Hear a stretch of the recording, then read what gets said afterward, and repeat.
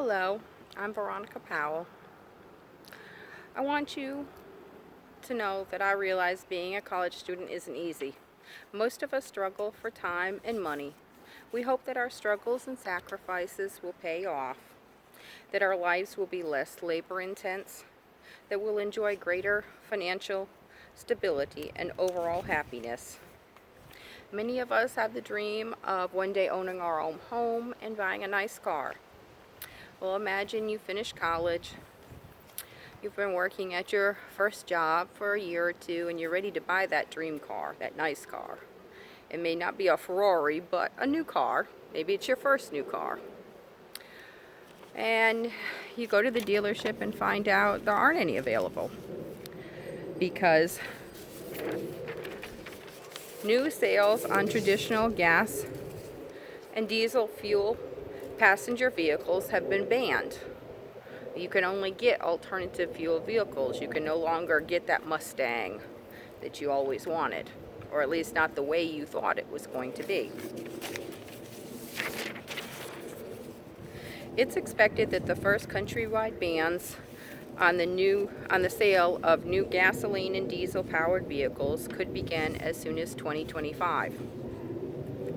Ever since my involvement in my high school's e-car project in the mid-1990s, I've been excited about the prospect of alternative fuel vehicles and renewable sources of energy. We've known for many years that fossil fuels are very unclean. They're damaging our environment. We have smog and air pollution because of the use. Our oceans are absorbing as much of the CO2 as they can, but now we have polluted oceans because of it. Our health is affected detrimentally by it. And now we have COVID-19. And there have been studies, new recent studies, one that was cited by Lisa Freeman in a recent New York Times article this month, linking long-term exposure to pollution and COVID-19 death rates.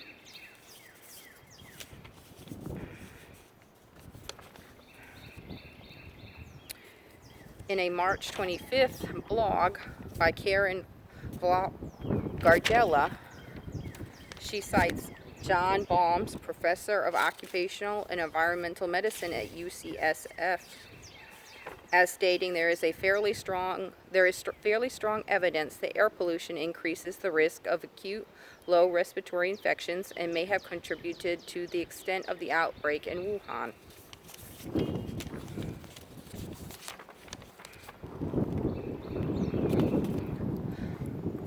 Another concern that people don't talk about very often when thinking about switching to an alternative fuel vehicle.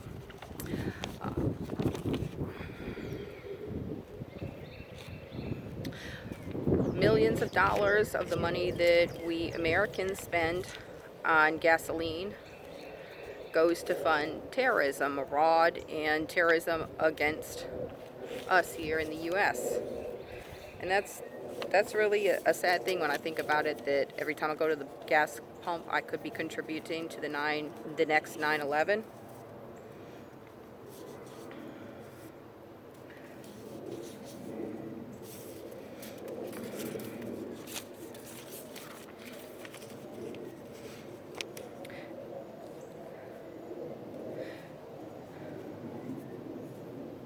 As Jose Soto in a 2018 special issue of New York Transportation points out, one isolated policy in itself is not going to achieve a substantial change in consumers.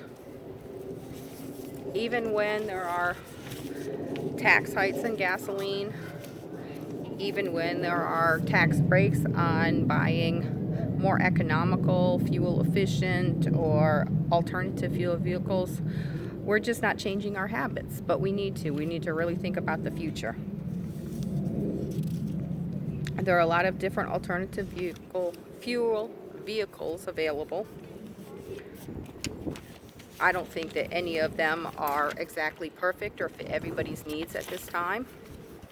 But I think one of the most promising avenues, in addition to public transportation, is electric cars.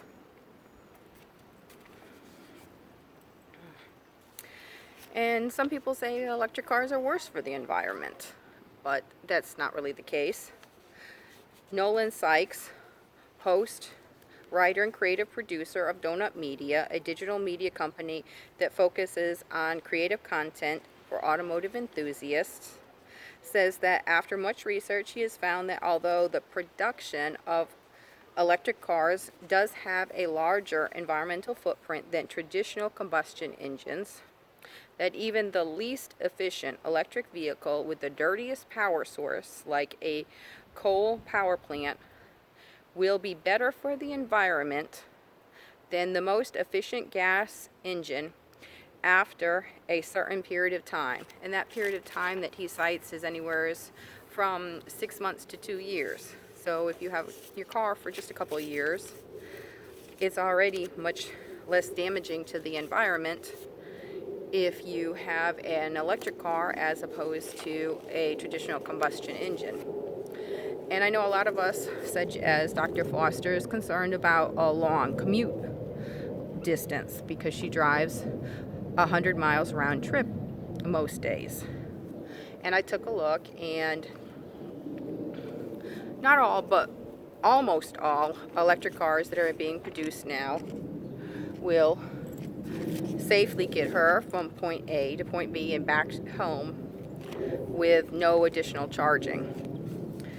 You can purchase a charger that you can plug into any standard house outlet, but it's really slow. So myself, when I go to college, I drive 40 miles round trip. I would have to charge my car for 10 hours if I used a regular 110, 120 outlet to charge it. And that's called a type 1. If you own your own home or you live someplace where you can get your landlord to let you install an outlet that is similar to what you use for a dryer or a stove, to use a type 2, it's going to be much quicker to charge your car. Only 3 or 4 hours to charge your car instead of 10. But at this time, it's just not practical for everybody.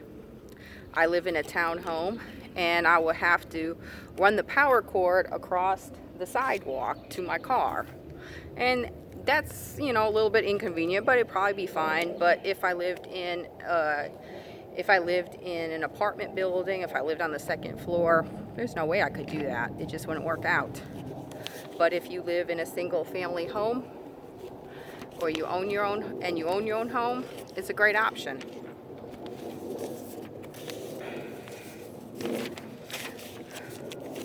I want you to imagine a world with cleaner air, a world where climate change has slowed down, a world where our beaches are eroding more slowly. I want you to imagine our future. Thank you.